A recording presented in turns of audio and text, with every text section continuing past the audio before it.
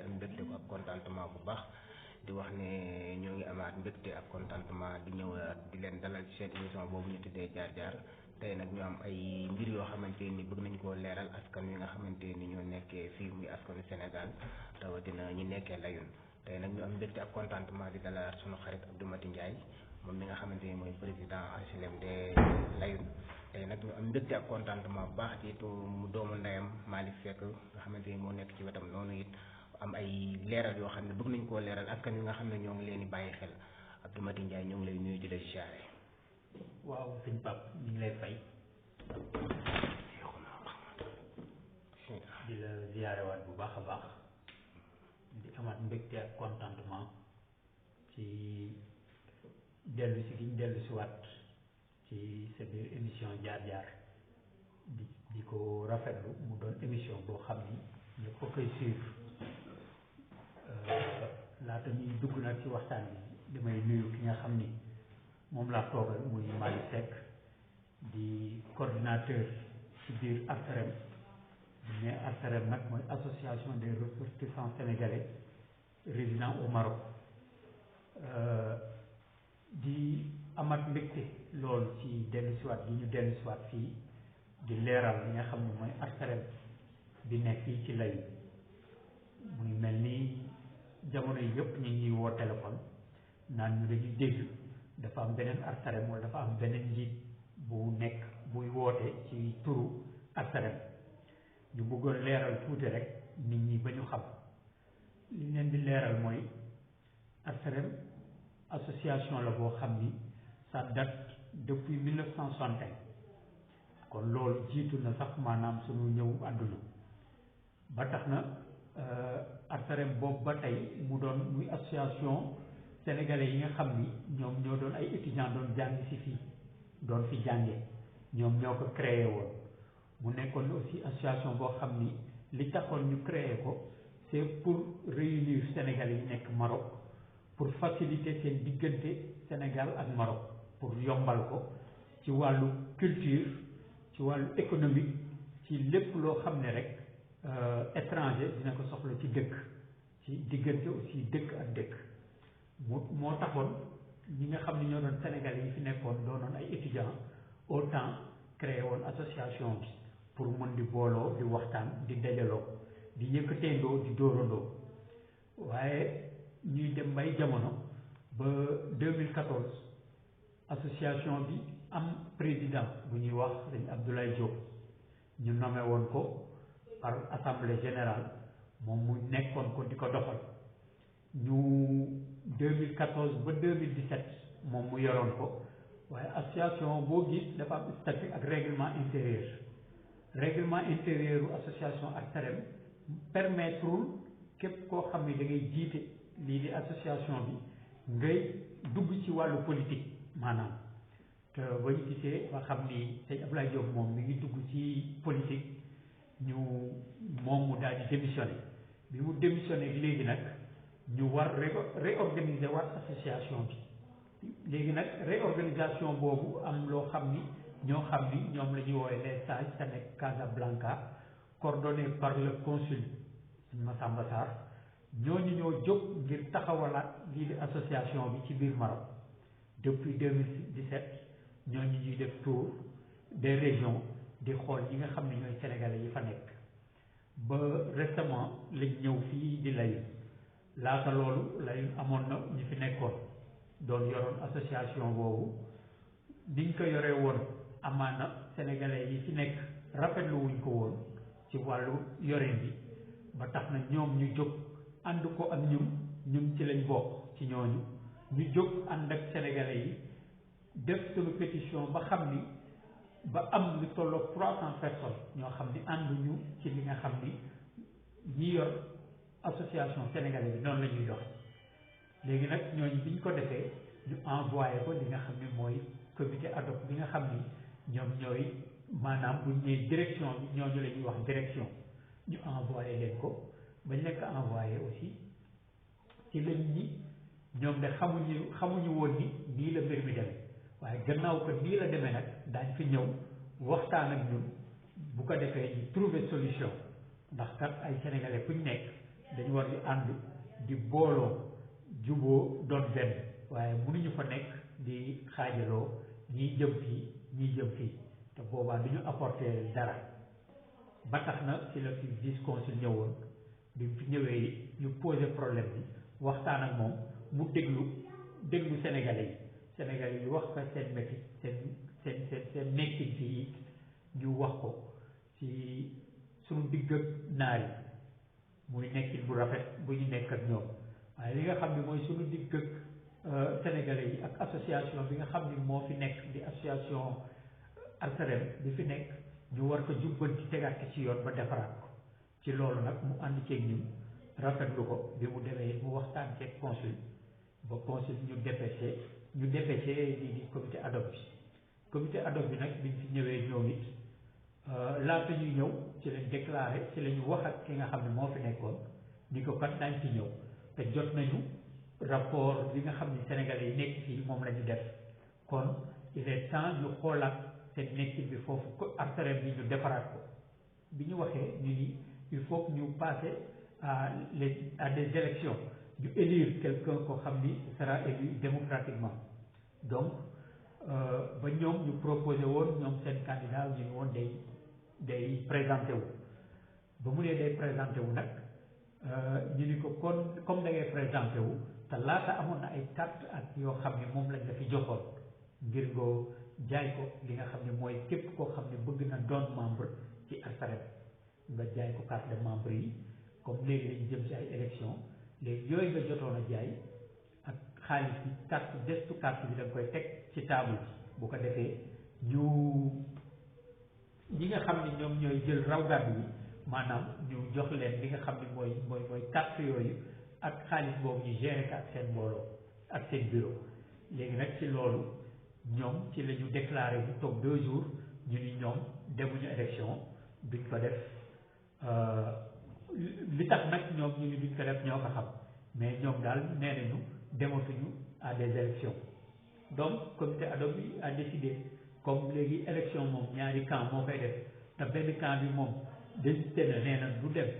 kon léegi amatul loo xam ni élection lay doon léegi il faut que ñoom ñu ñëw ñu daal di valider bureau bi nga xam ne moo fi nekk ak ñi fi nekk di des 300 signatures ñoo xam ni dañ fi nekk àndandoo ñoom doon benn bëgg teg ci kenn mu jiite leen wala teg fi ay nit ñoo xam ne ñoo leen di jiite di wax ci seen tur di dox ci seen i kàddu ci loolu nag ñoom lañ fi ñëw valider li nga xam ne mooy bureau bi fi nekk ñi ko représenté mooy man mii di wax ak yéen di Abdou Mati di délégué régional fii di Layoum délégué régional de l'Arcelem à Layoum di Elimane Diallo moom mi nga xam ne moom mooy commissaire au compte di Pape Babacar Ndiaye moom mi nga xam ne c'est le trésorier général di aussi ki nga xam ni mooy Maman Djibera Badiane moom mi nga xam ni mooy secrétaire général muy 4 postes clés yoo xam ni chaque région dañ fay monter 4 postes yooyu ci turu Arcelem 4 postes yooyu ñu fay monter nag ñoom ñoo nekk ci bureau exécutif bi ñoom ñooy liggéey ci bureau exécutif bi dans toutes les régions Agadir Layoum Rabat Casa dafa rëy ay zone lañ ko def de délégué donc ci loolu nag lañu Tanger moo ci des ak Fès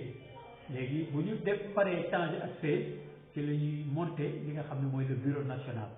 de l'Arcelem donc ci loolu la ñu wax nag ni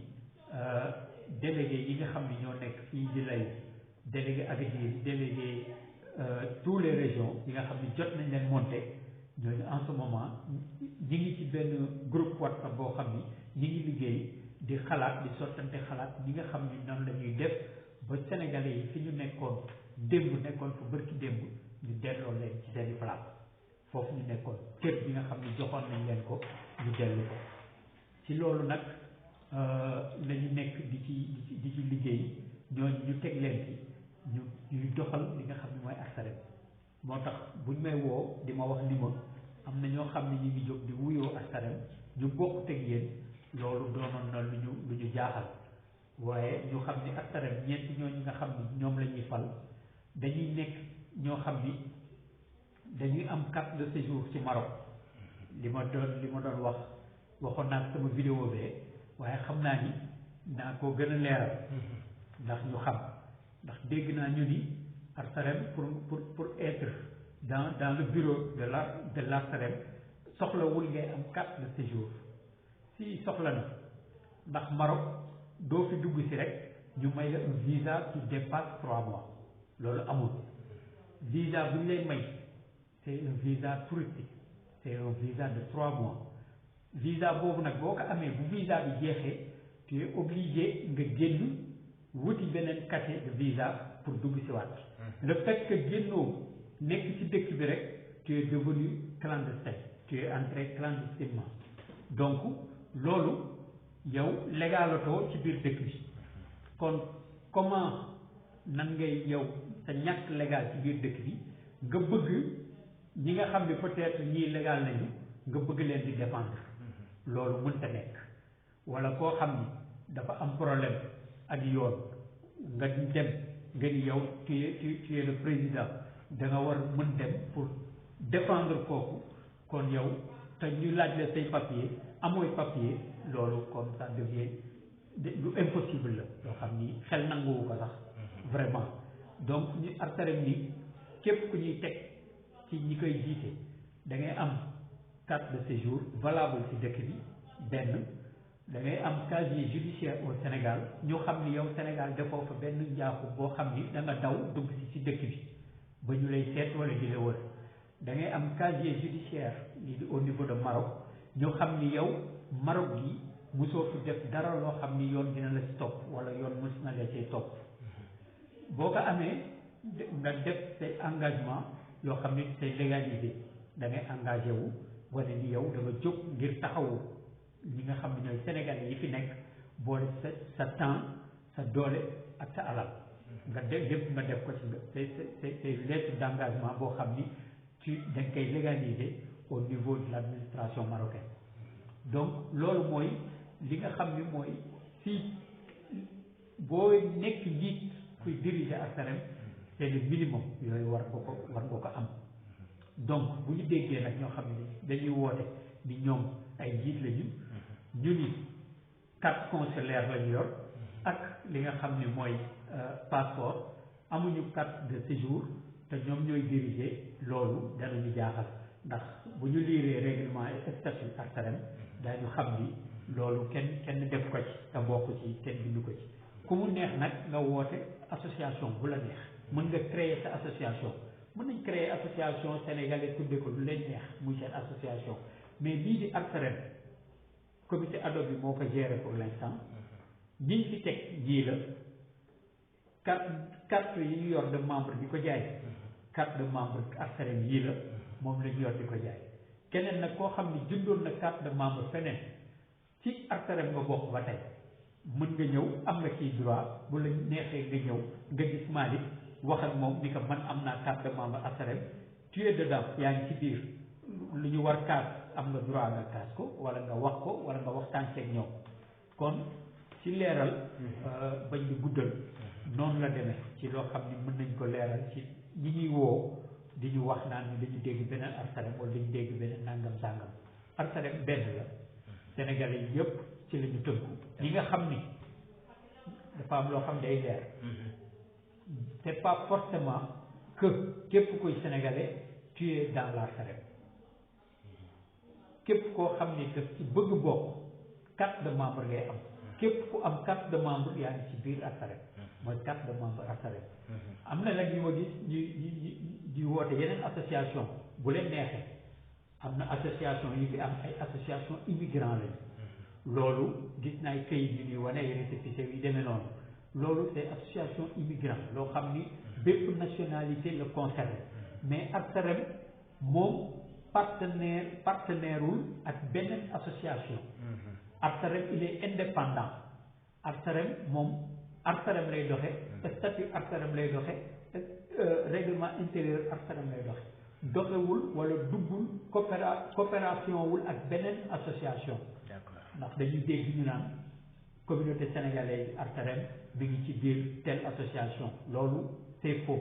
loolu amul ARSALEM ñii ñoo koy jiite te ils sont indépendants di doxal seen association bokkuñu wala coalisé wuñu ak beneen association des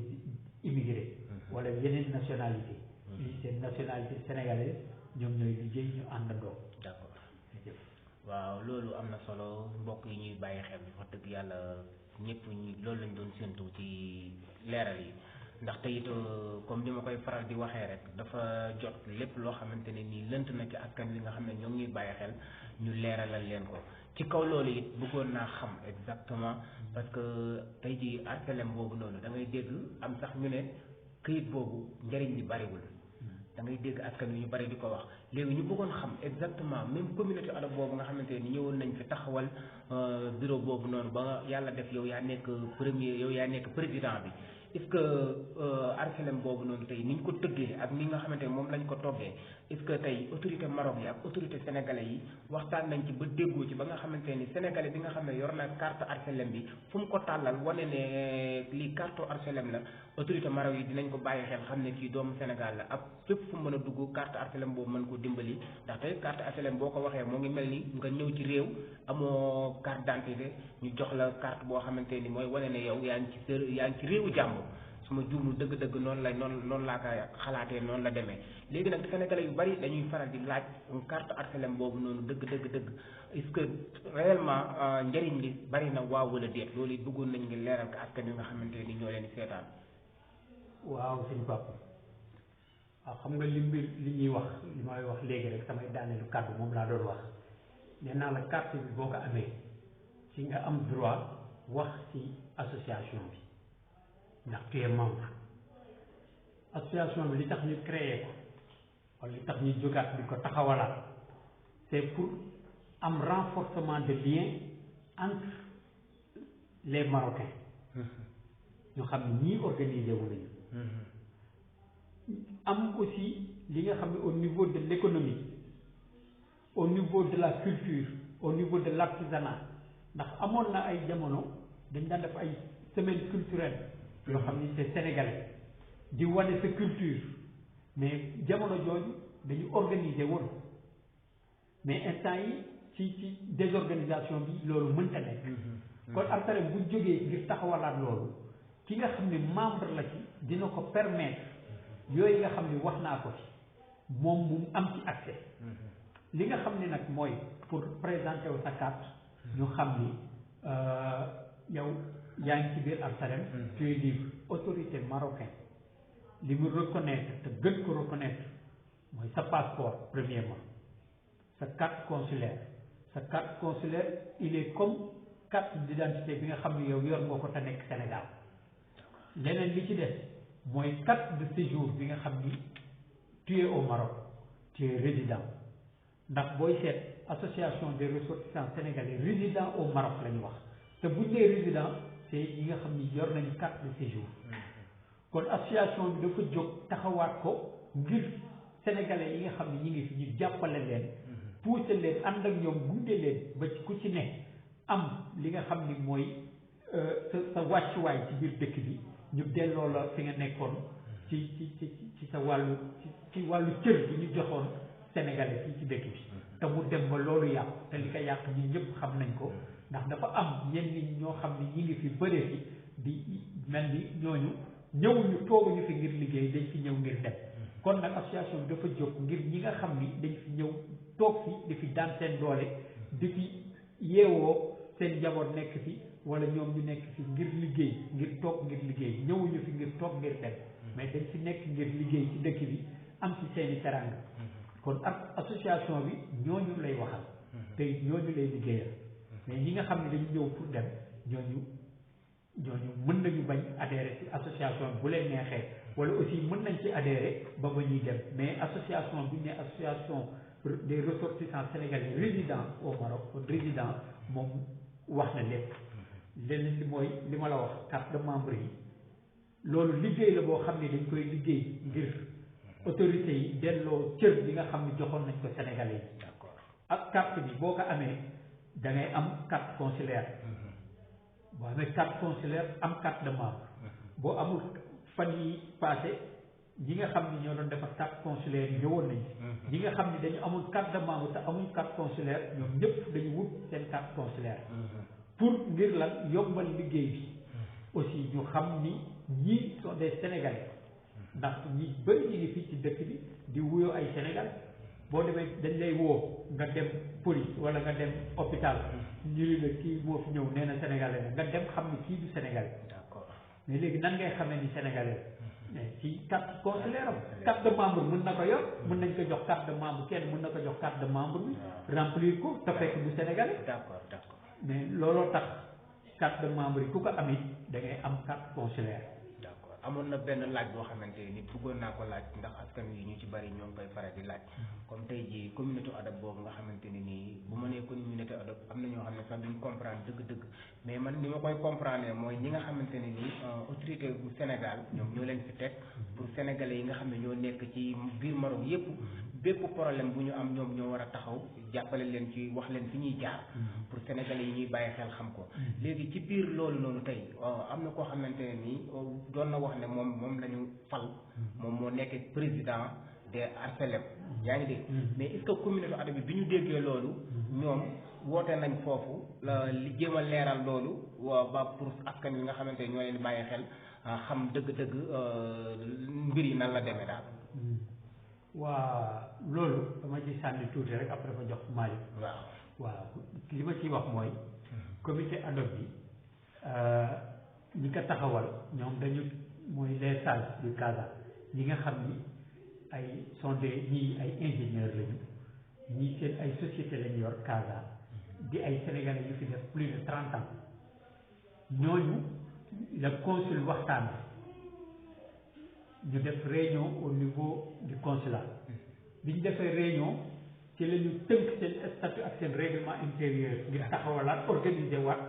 sénégalais yi nekk ci biir Maroc muy artarem bi ci loolu la leen consul lii di consul Massamba Sarr xam ñeenti ñooñu mu jël leen ni leen kat sol leen seen daal fu sénégalais yi nekk ngeen wër leen dajale leen ngir taxawalaat li nga xam ne mooy association bi kon même ba ci carte yi nga xam ne mooy récente yi carte de membre yi boo xoolee adresse bi ci ne instant yi c'est au niveau du consulat mooy adresse consulat ci boppam mooy adresse carte de membre yi yaa ngi dégg kon loolu ngir wane ni la état bu Sénégal wéeroowul benn yoon ak ñi nga xam ni ñooy comité adopte bi bu mu nee état bu Sénégal mooy consulat ndax consulat bu état bu Sénégal ñoo leen fi teg dafa nekk du consul bi kon ñoom réeroowuñu benn yoon muy voilà moo nekk nii boo xoolee adresse bi nii ci suuf bindu sew bi nii adresse provisoire consulat général du Sénégal à Casablanca Maroc kon comité adopte bi ñoom ñooy fournir carte yi ñoom ñoo koy fournir carte yi ñeneen ñi yor aussi ñoom ñoo leen ko fourniroon ñoom ñoo dem ba xam ni ñooñu li ñu defoon nañ ko waxee woon demewul noonu ñu ñëw pour rectifier loolu bi ñu ñëwee nag rectifier loolu ki nga xam ni mi ngi ciy wax kooku li may wax nee naa leen du ci dara ndax kiñ fi tegoon ñoom kooku la ñu retiré kiñ fi tegoon kooku la ñu retiré mais kiy wax noonu bees la ci dëkk bi defu fi sax 1 an ñun on est là depuis 8 ans ñi ci dëkk bi xam nañ dëkk bi lu mu mel xam nañ li fi am kon nag am na ci yoo xam ni jarul ñu ciy sori di ci xuus waaye junj doy na borom xel leneen li mooy du ma ci sori damay jox Malick mu gën ci leeral maa ngi jégalu waat yëpp